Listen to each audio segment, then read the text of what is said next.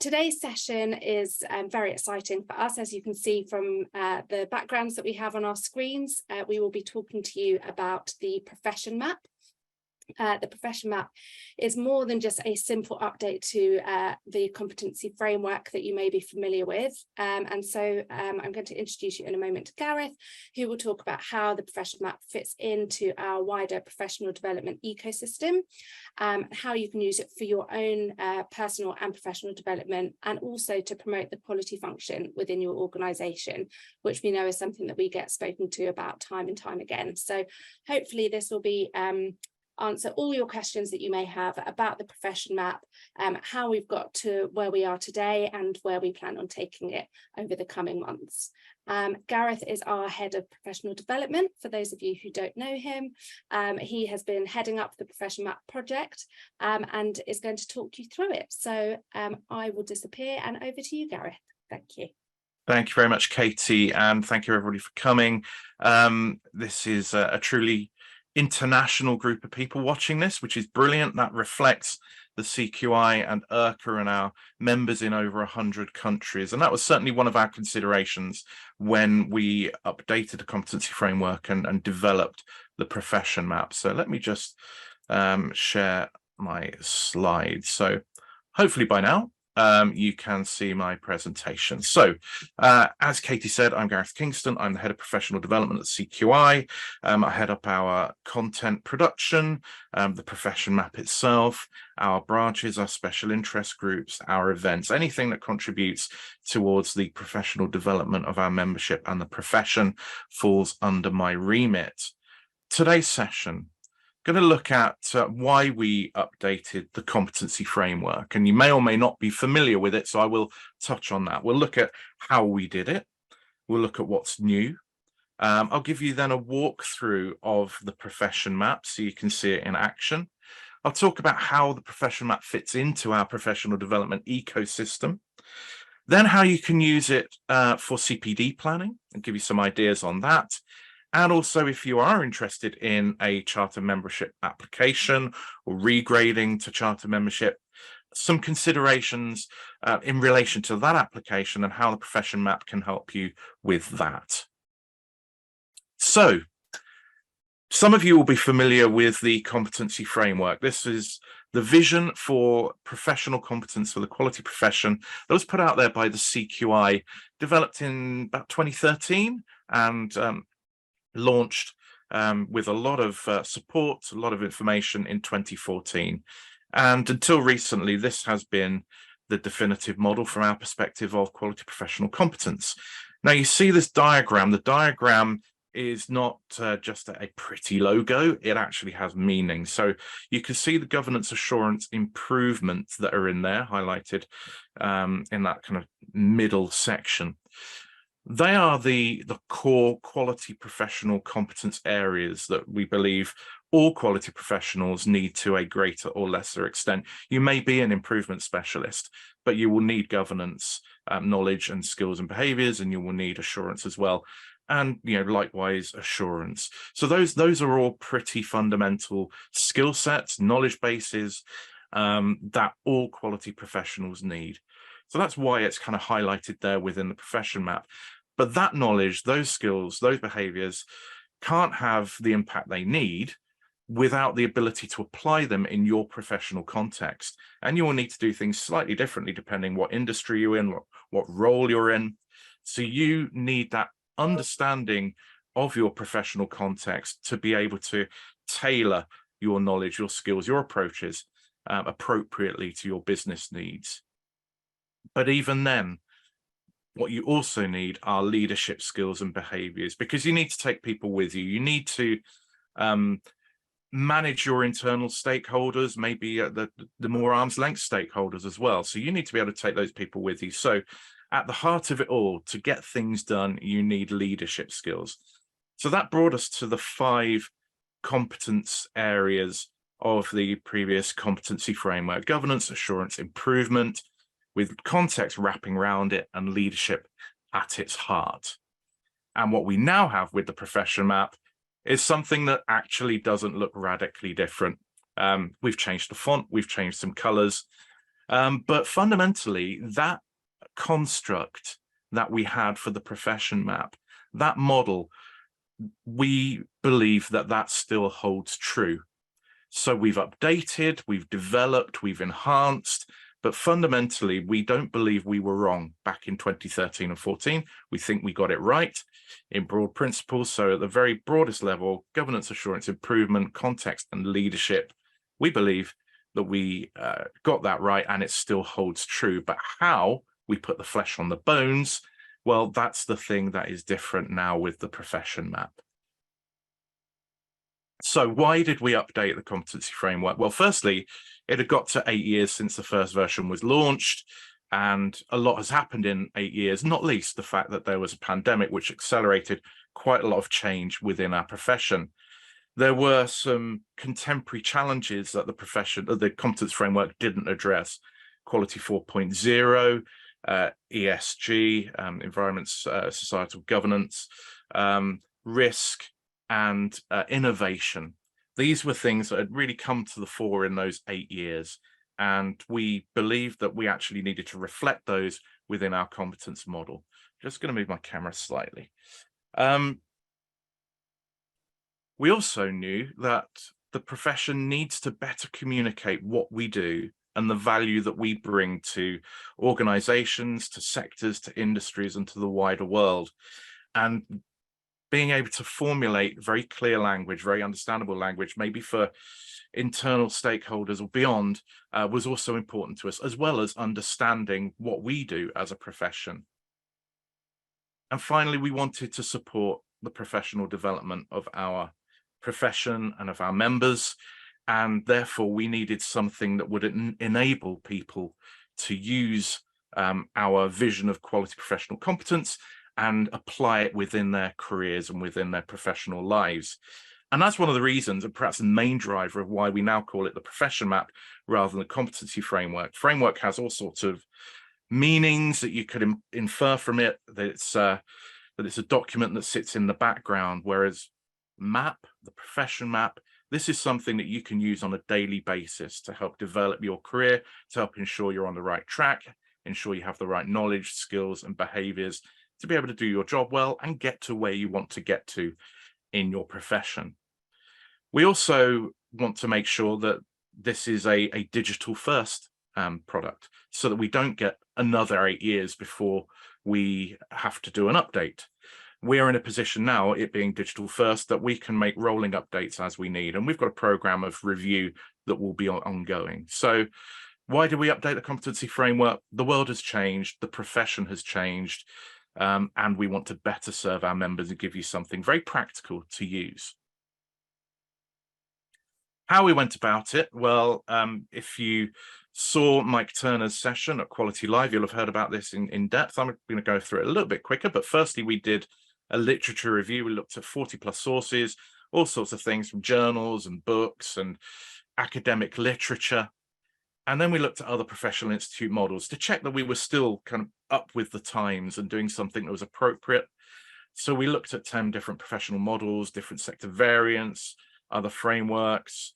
We looked at maturity models. We looked at a lot of things to see how our model sat alongside other existing models with professional bodies throughout the world. Then we surveyed our members, 370 responded. We did interviews with members across 17 sectors, multiple countries, different levels of seniority. We brought our corporate partners in. We did roundtables with them. We did some workshops with members, really honing down on what we needed to include and how we needed to approach it. We referenced other quality models, and we had an external consultancy, Catalyst, who really helped us drill down and finally polish and hone the product that we came up with.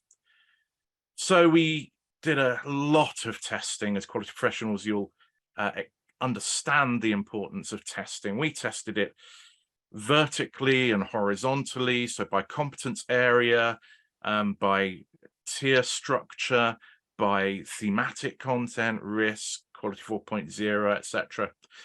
And then we calibrated all of these quality areas and all these tiers internally within the model to make sure that they were all aligned. And at the end of all of it, We'd had over 500 touch points with quality professionals, both within our membership and externally, which allows us to say quite confidently this is built by the profession for the profession. We know it might not be perfect. We know the world is changing rapidly. You only have to see what's happening with AI to see that we may well need to tweak things in the future. But we know that at this point in time, we can stand quite strongly behind the robust nature of the work that produced this. And as I said earlier, we will be reviewing it on an ongoing basis to take account to anything that does change going forward. So one of the main additions or changes is the structure.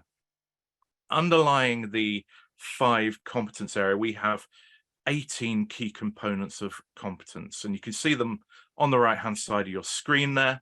So there are 4 for context, 3 for governance, 4 for assurance, 3 for improvement, 4 for leadership.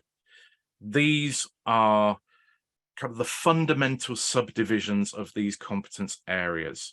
And if you received your hard copy of Quality World recently, you've got a leaflet which has this in there.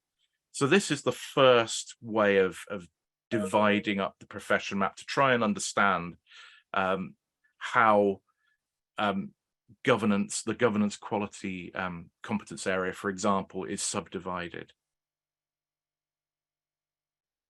So those were the key components, but we actually went down to 3 levels in the profession map: the 5 competence areas, 18 key components of competence, and also a set of summary competencies that sit below the key components and spread across 4 tiers of progression of competence, from sort of basic understanding, perhaps new to quality, through to very advanced, maybe quality director or subject matter expert. So we've got an awful lot of detail that now sits below the framework. One of the things we did in the design phase was try and ensure the language was accessible using plain English. But something we've also done is added definitions to help with people who may or may not understand some of the nuances of the English language. As I said before we started, we've got over members in over 100 countries, and this is something that we want people worldwide to be using. So we are trying to make it as accessible as possible. So one of the things that is new is the tier definitions that we have. So I'm going to quickly go through this so that you can understand where we've come from on this. And I'm not going to read these out loud, but I've highlighted some things to give you an understanding of the differences between the tiers. So at tier 1, it's awareness, understanding. It's things that are straightforward or not complex, and you're doing it under supervision. You know where things are and what the things are, but you have an awareness of the limitations of your competence, and you don't go beyond that unguided. So that's a sense of what tier 1 is in any given area of the competency the profession map. Tier 2, you're able to undertake activities, so you don't not only know about them, but you can undertake them. You can do them consistently. You can do some work independently in more straightforward and non-complex situations, so you don't need that supervision. And in more complex situations, you can work with guidance. And you've also got, because you've got a deeper understanding, you can identify when things are not right. So you can see people moving from a more passive form of activity to a slightly more active, taking a bit more ownership and leadership within the role. To tier 3, then you're knowledgeable, you're able to supervise and train others. You have quite a lot of experience at this point, and you can deal with both straightforward and complex situations using your own judgment, using your own experience without supervision. You can carry out complex and non-standard tasks. You can forge your own solutions to problems. And at tier 4, it's about leadership and developing things, innovating, advising others, having detailed knowledge. You might be a subject matter expert who's consulted by somebody else. You can solve complex problems because of the breadth of your understanding, because of your experience, because of your skills, knowledge, and behaviors. And you can generate innovative solutions. You can push things forward. You can lead the profession's development in certain ways. You can design new approaches. And if you're in a strategical leadership role, you might not do some of the tier 1 or tier 2 stuff, but you're able to shape your organization's approach to things. You're able to supervise and lead teams. You know how to get things done within the quality function. So those were the 4 tiers that we developed, and we now then apply those definitions across all of the range of the key components and the summary competencies. So I'm now going to switch to a walkthrough. Oops, if I can just share my screen. So the profession map is on the CQI's website, and we took a decision to make this freely available to the entire profession.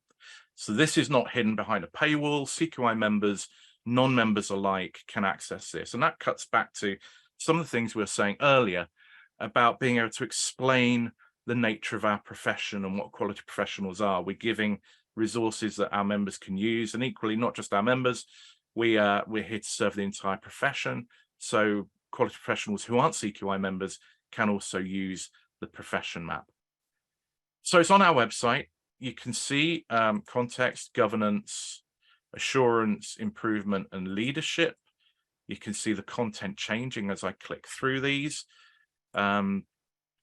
Here underneath are the key components. So we've got from context, customers and the marketplace, legal and regulatory requirements and voluntary standards, partners and suppliers, the structure and identity of the organization. So you can see all of these different key components playing out within the map. It's very easy to flick between the two and to check how they might relate to one another. And then below, you've got the tiers, the 4 tiers of understanding. Let me see if I can just zoom that down a bit. So you can see how the different tiers are, the language in these tiers reflect the language in the tier definitions. At tier 1 of your context, your structure and identity of your organization, it's about understanding, it's about being able to articulate things, but it's really understanding your context. Whereas by the time you get to tier 2, you're starting to coordinate activities within your organization. You're aligning plans and activities again within your organization and its goals and objectives. So being much more active about things. You can spot opportunities, and you can assess and prioritize risks and opportunities.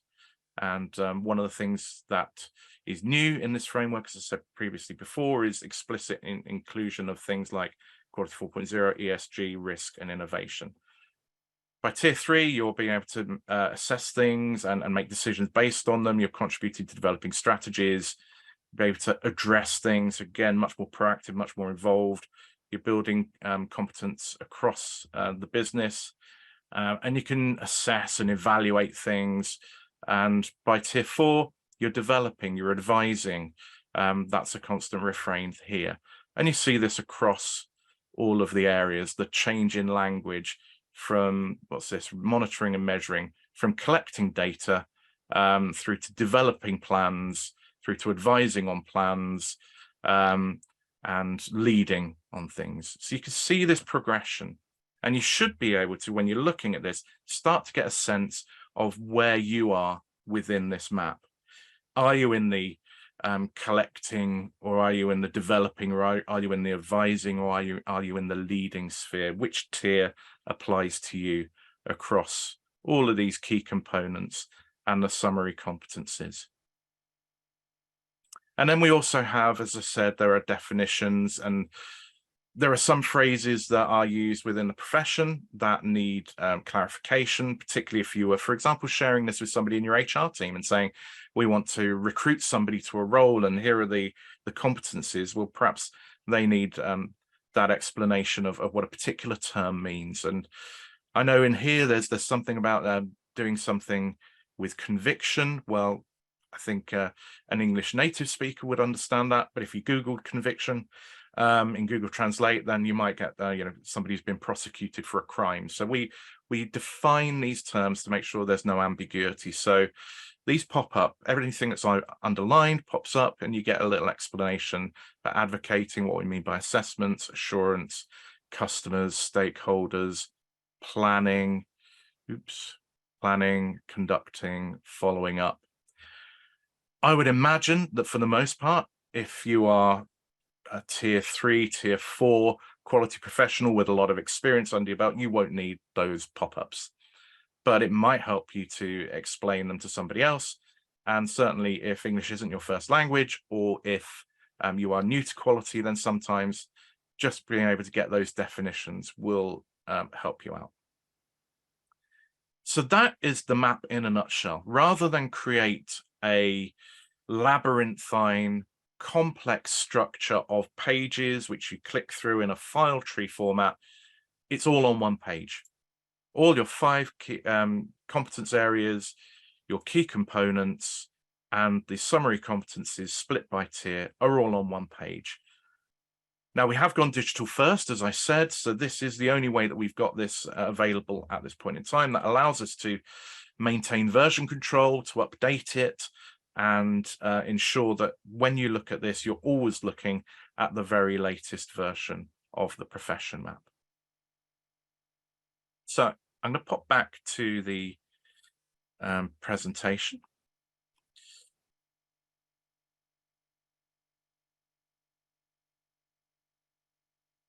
So what is new within that? Well, I've talked some about some of it, but actually there is more detail that we've developed than is actually in the map. So below the summary competencies, we've got a very detailed list of competencies, very specific items. Those will be used to support self-assessment in future when we're developing something, which I'll talk about in a minute, but also other professional development resources to help flesh out your understanding of what's in the profession map. So there are 38 individual competencies relating to ESG, 66 relating to digital transformation, quality 4.0, 77 to agility and innovation, and 115 to the management of risk. At one point, we did consider making risk its own competence area, but actually we feel that it's incorporated in all 5 of those areas. You have to understand risk within your context, governance, assurance, improvement, and leadership. So a lot more detail. You can't see that necessarily in the map, although it's reflected in the map, but you will see it in more detail as time progresses. And talking about how time progresses, we are very much thinking in terms of a professional development ecosystem. So what that looks like, this circle represents an individual, a quality professional. There are professional touchstones. By touchstone, I mean a source of truth, something reliable, something that is accurate and has a weight of evidence behind it. So one of those professional touchstones will be our profession map. Others might be reports, research, it might be standards, but these are the things that you can rely on, that are integral to your work as a quality professional, and you can constantly check against. Then there's the requirement to do CPD planning. All IRCA members and all chartered members in the CQI need to plan CPD. And it makes a lot of sense to plan your CPD based on professional touchstones, on things there that you need to learn about or get better at. So that's not totally essential, because there might be things like learning a language that will help you with your professional development and your career. But if you can align your CPD planning with the professional touchstones, sources of truth, it's not going to be leading you in a wrong direction. But planning is fine, but you also need the resources, the professional development activities to be able to then deliver the improvement you're looking for in your professional development. And those professional development activities in an ideal world are also aligned with the professional development touchstones. So there's a sweet spot in the middle where you get the sources of truth that you can plan against, and then get the learning that you need that also fit with the professional development touchstones. But equally, professional development activities can come in a number of guises, and we'll talk about that a little bit later. In terms of how the profession map fits in, well, we've got the public profession map launched now. And so that's for the entire world to understand, whether quality professionals on the fringes of the profession or outside of the profession. This is a route into understanding what the quality profession does and what quality professionals do and know, and their knowledge, skills, and behaviors. But we're developing a self-assessment tool which will enable you to go more methodically through areas of the map, referencing the more detailed competencies that are currently not available. And then that will give you personalized recommendations for your professional development. And then we will point you to the particular resources that will help you meet those recommendations. Let's say that's something we're currently working on, and we hope to be launching later this year. So the idea is that you can go from an understanding, a broad understanding of your competence and where you sit in the overall picture, through to a detailed self-assessment, and then the activities that will help you get the improvement that you were looking for. Now, I talked about CPD. This is CQI's vision of CPD planning. Hopefully you can see that. Effectively, it's plan, do, check, act. So look at your professional development objectives. What do you want to achieve and why? Identify something to improve in your knowledge, your skills, that will help you get to where you want to be or do your job better. Identify that objective, identify the activities that you're going to do to meet that professional development objective, and then have your start date and your target completion date. And that's your plan phase done. And then you do the activities. Then you reflect on the activities in the check phase. Have they met your needs? Do you need to do anything else? That takes you to the act, where you could either close something off because you completed your professional development objective, or you can refine it or extend it. And that goes in a cycle because professional development never stops. So this is our vision of how people can go about this. How can you use the profession map in that process? This is a section from assessing and auditing, one of the key components within the assurance section of the profession map.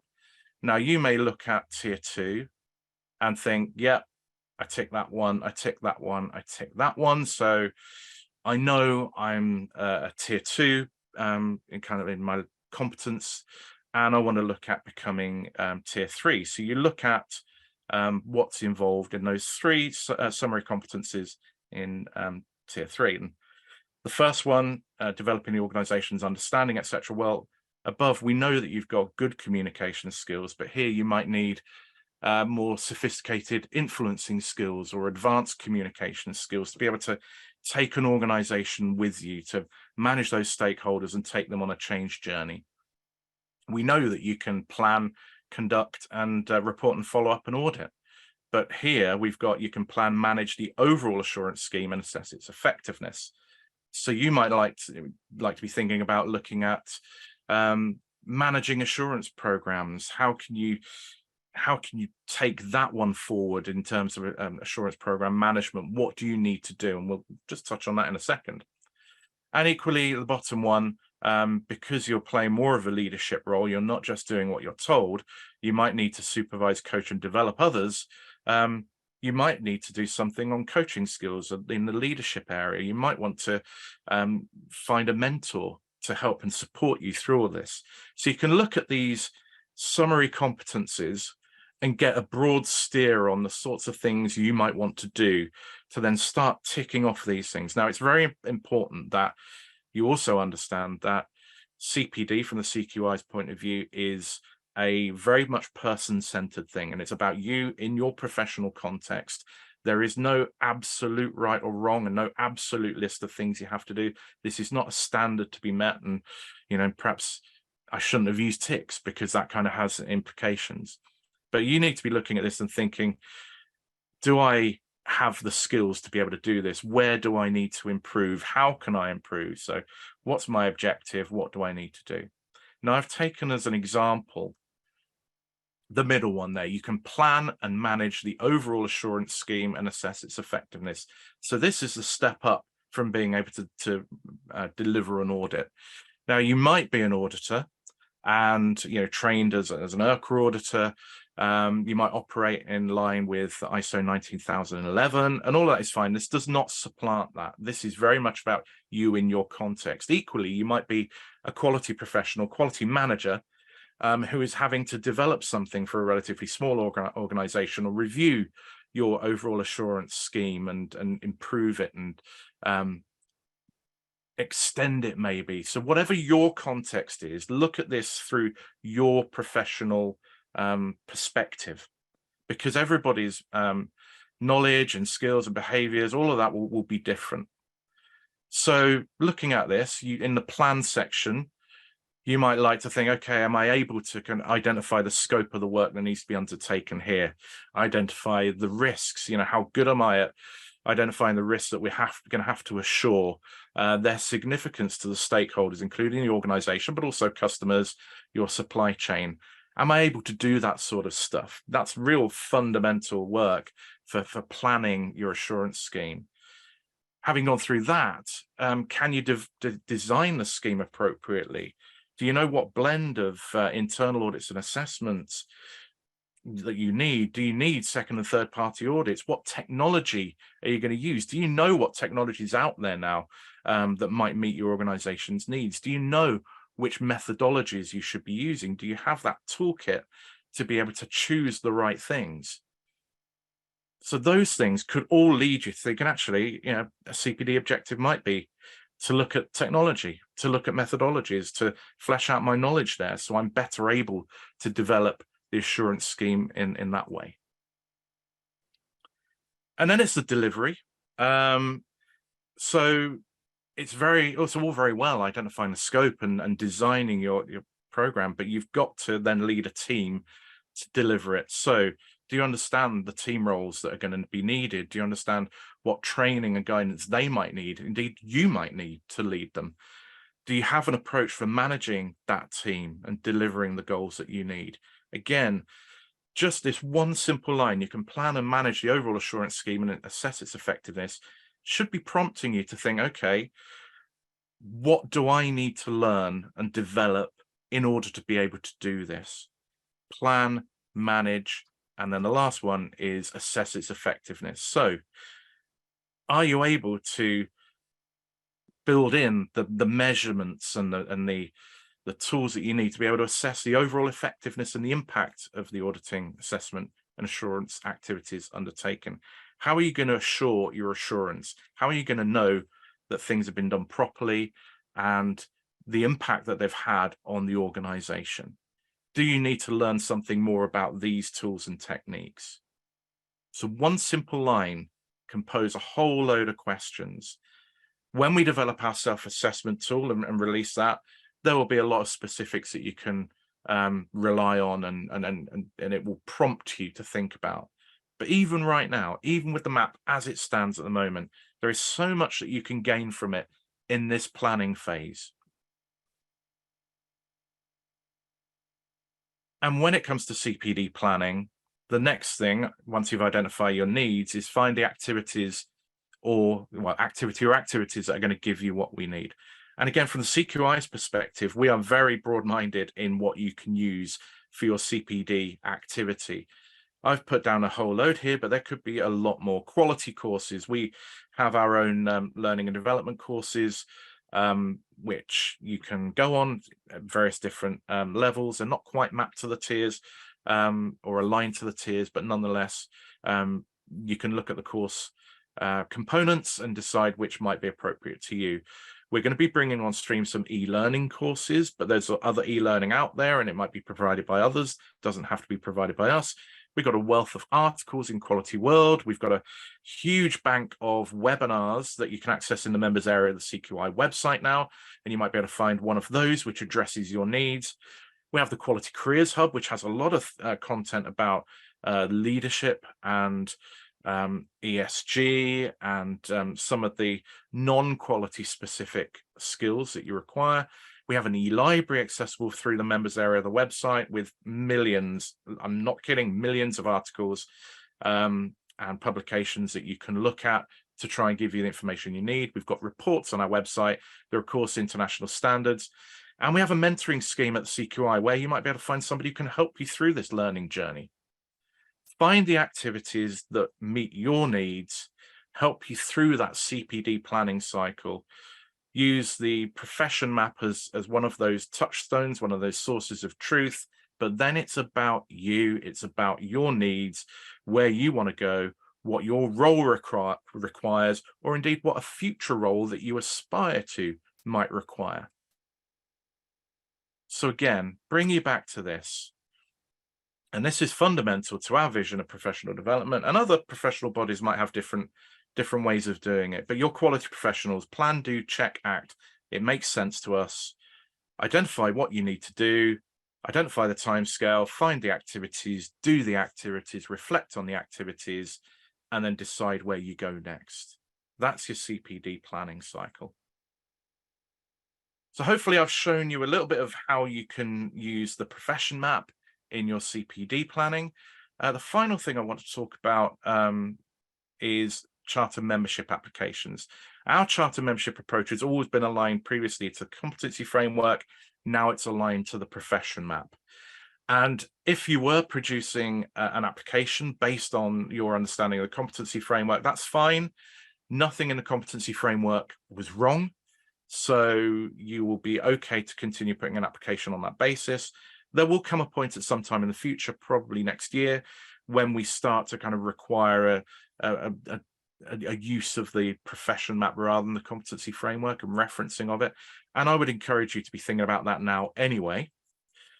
In terms of the requirements, there's a scoring matrix. You need one of governance, assurance, or improvement to be a score of 3 or 4, which allows you to be an improvement expert on a 4 and be slightly lower with governance and assurance.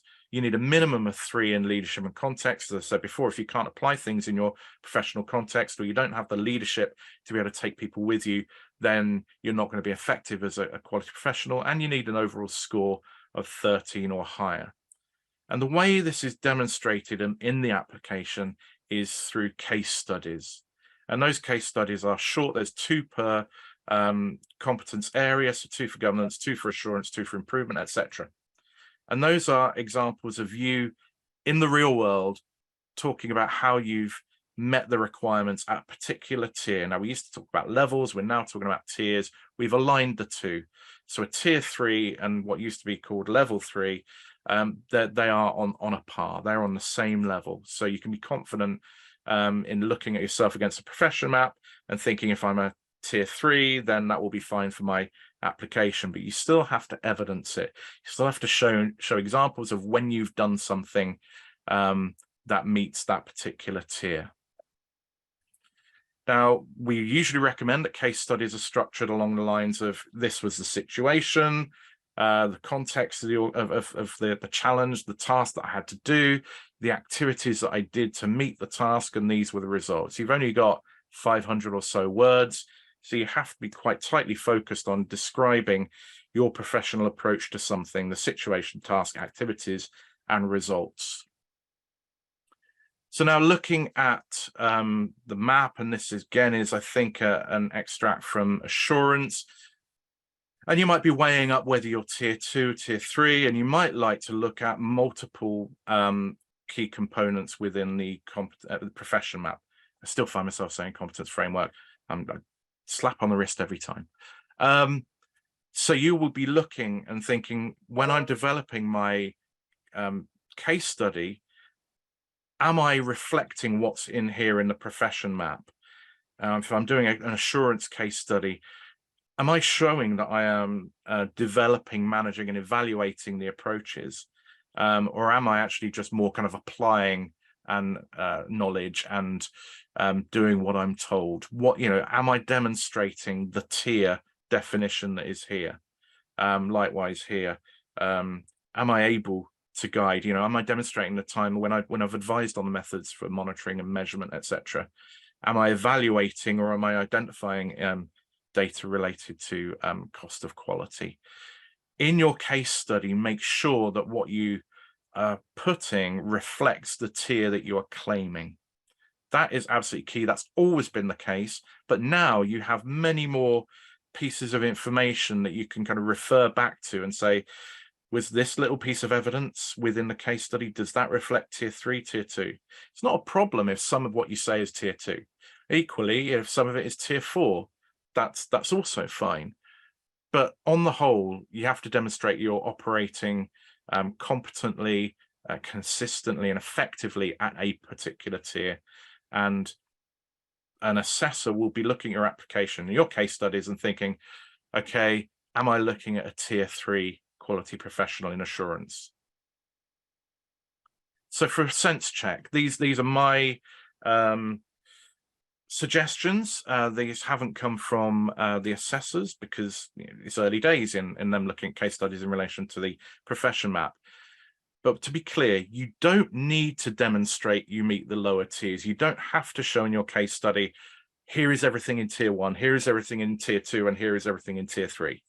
It is enough to show that you meet tier 3, but you can, in the course of explaining what you did and why you did it, show a lower tier if you need to. So the key fundamental thing is, does your case study show you're operating at the tier you're claiming? The thing that might trip you up is the language you use. So check that the language you use to describe what you did is consistent with the tier, that you're not inadvertently giving language that might lead somebody to think that you're operating at a lower level than you actually were. You can't simply repeat phrases from the profession map and say, and then I analyzed and advised and da-da-da. You've got to give authentic details. This is a real world case study. So don't just talk in generalities. Don't just parrot phrases from the profession map. Add details that you actually did, which, if you say, I evaluated, then what tools did you use to evaluate? What methodologies did you use? Give that detail in the map. And also within the key components, and there's 3 in context and 4 in assurance, your case study might cross multiple key components. So just cross-reference whether your case study is covering a number of those, and you're again using the right language and showing a tier 3, because most case studies are not going to just neatly fall in one of the key components of competence. They're going to cross multiple ones, and they might also cross into things like governance as well. And that's fine as well. But at the end of the day, you have to look at your case study and think, would somebody looking at this see the actions, the knowledge, the skills, and the behaviors of somebody at the tier that I am claiming? The profession map, more than ever before, can give you that sort of information. And finally, there are support and resources on our website. This is just screen grab. You can go to the front page of the CQI website, quality.org, and you can find all sorts of things, from FAQs to people sharing how they've used it, to walk through videos, to all sorts of things. Mike Turner, our head of profession, talking about why it was created as it was, and how it can be used. There's lots and lots of stuff there. You can see at the bottom there's the address, quality.org/content/profession-map, and you can go directly to that. And then there is also a QR code for those who use QR codes. That will take you directly to the map. And if you've got any questions or feedback about the map on an ongoing basis, you can email the professionmap@quality.org. We'll pick that up. If it's an urgent thing, we'll deal with it immediately. If less so, then we've got our first review of the map happening in August. And thereafter, we'll be reviewing every 6 months. And if there are tweaks, if there are additions, we will be actioning those at those review meetings. That is everything I have to say about the profession map at this point. I hope it's led you through the profession map appropriately. But if you have any questions, I'm now happy to take those, and I'll stop sharing right now. Katie, is there anything for me? Oh, sorry, just unmute myself. Yes, lots of questions coming through. So we'll try and get through some of them, and what we can do is we can take the rest offline and perhaps either feed them into the FAQs on the website, or we'll make them available in the members area alongside the presentation. So just because you've just been speaking about the case studies, we've got a couple of questions relating to that are kind of bring together. So the first one is more of a comment about what happens if you have confidential company information that can't be shared. How do you reflect that in your case study? And then the second one alongside that is from Duncan: can we use quality related qualifications and certifications to demonstrate how we meet the requirements, or can they only be occupational deliverables? Okay, the first thing is, yes, you can anonymize your case studies, and we know that there will be a lot of reasons, whether it's commercial sensitivity or even as far as kind of national security reasons, why you might need to anonymize your application, in which case that is fine. You can kind of talk in, you don't have to talk in specifics about your organization, but you still need to be able to demonstrate, let's say, the situation, the task ahead of you, the activities and the results. And it may be quite difficult at times to explain some of that. Do your very best. Worst case scenario, it is possible at times to be able to have an interview with an assessor and be able to talk things through. That's very much the exception.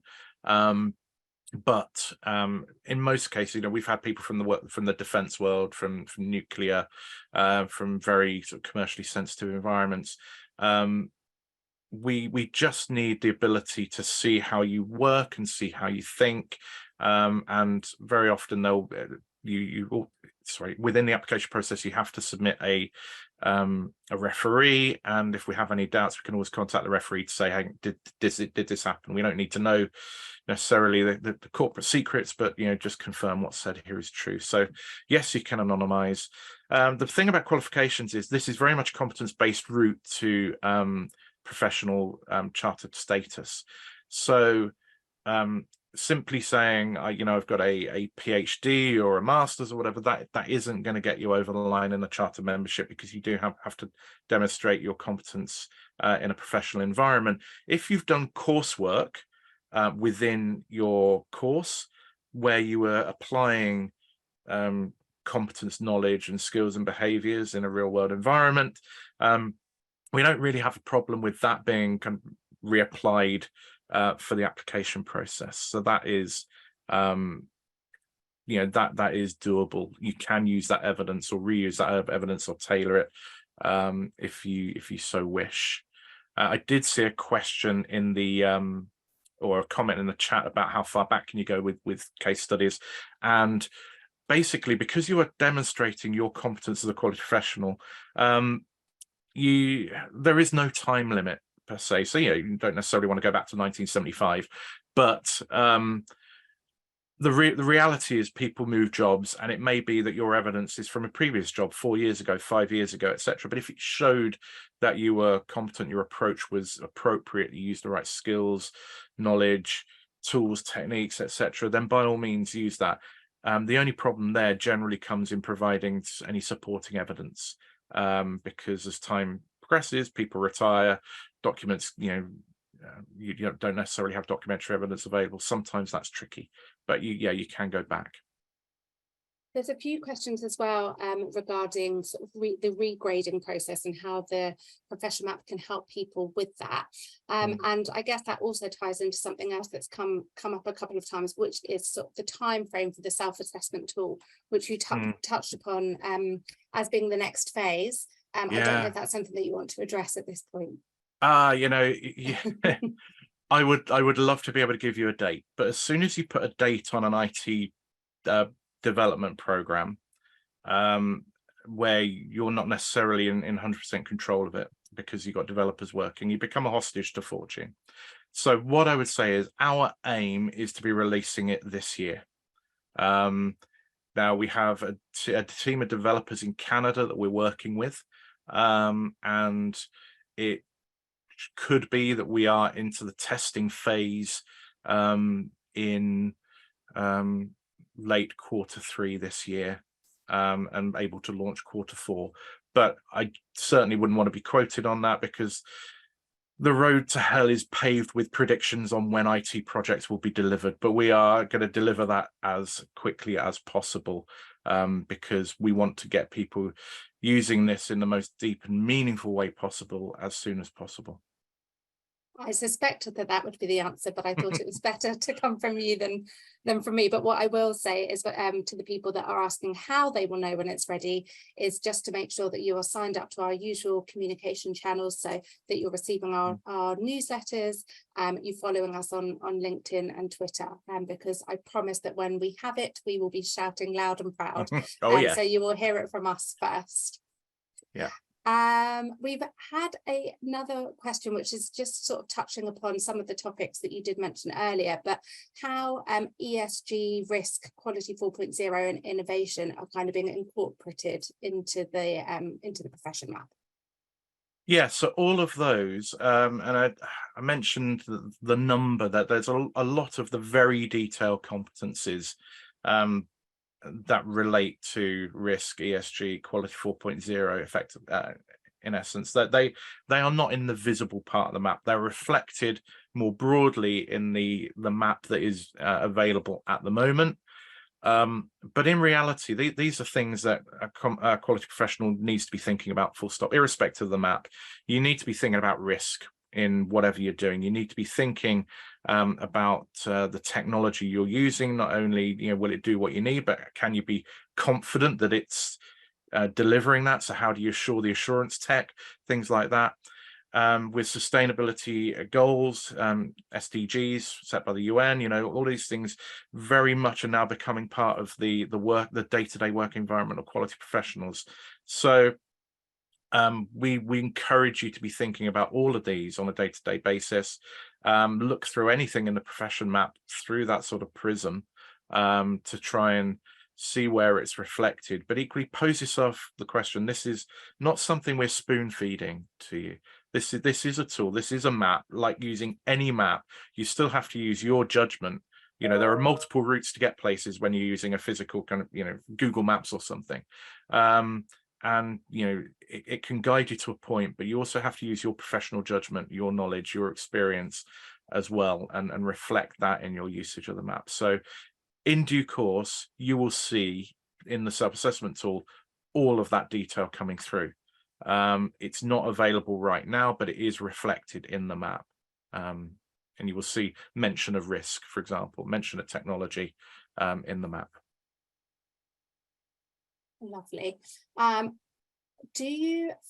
question that came in a little earlier from Chris, who's asked, do you factor in the Dunning-Kruger effect when receiving an individual's responses regarding the tier level that they see themselves at, with a winky face? Good question. Good job. I know what the Dunning-Kruger effect is, which is people's self-perception of their own kind of knowledge or competence, and very, very much that there's a graph of kind of, you think you're great and then you realize actually how much you don't know, and it drops and you kind of build again. This is where self-reflection and the planning process is critical, because if you're not being honest with yourself, you're cheating nobody other than yourself. If you're not, if we're doing a self-assessment for a charter membership application, you still got to produce evidence that supports it, which kind of allays the risk of the Dunning-Kruger effect, in that sense of, if you can't produce evidence, then actually you are probably overestimating your knowledge. The language used, that language of, whether you are understanding or whether you'll be able to implement something, or whether you're being able to advise, whether you're being able to lead, again, these are good guides to kind of actually, where am I? You might think intuitively, oh yeah, I think I'm a 3, but are you? Look at the language that's being used. Look at those indicators of your sort of competence in practice. Be brutally honest with yourself. I think a lot of people also underestimate themselves. So again, look at that language. But yeah, the Dunning-Kruger effect is a very real thing. But it's about, okay, can I evidence this? Not only do I think I'm there, could I evidence this? If somebody said, prove you're tier 3 in governance, could I prove it? Could I produce evidence that aligned with that wording? And that's kind of how you deal with it. But fundamentally, yeah, it's a thing. People are not always the best at self-assessment. I think that is probably us out of time. So lots of really lovely comments and lots of enthusiastic responses to your presentation this afternoon, Gareth. So thank you, everybody who has joined us. I popped the email address back in the chat, so if anybody does have further questions, then please do get in touch. It's at theprofessionmap@quality.org. We welcome questions, feedback, comments, anything that you want to tell us, and we will try and address some of the other questions that have come through in a Word document, which we will pop onto the members area. So thank you very much, Gareth, for that, for the presentation. The recording will also be available by the end of the week, as will the slides. Gareth, I don't know, I'll hand over to you to say the final word. Yeah, the final thing is thank you so much, everybody, for being here. It's been great, and I know there's lots of comments, and I will look at the comments and the questions. Further to this, if you have questions about chartered membership applications, then membership@quality.org are happy to answer any questions that you might have. That's our member journey team. They will pick up anything like that. So they will be able to deal with any very specific comment that you might have. The other thing is, don't forget to do the assessment form, telling us what you thought about this session. It's the first time we've run this session for members. I'm sure we'll be running it many more times, but any improvements, anything that you'd like me to go into more detail on, anything like that, then please put that in, because that's all part of our own sort of quality check processes. But yeah, thank you so much. Maybe an hour wasn't long enough to get through everything, but yeah, thanks so much.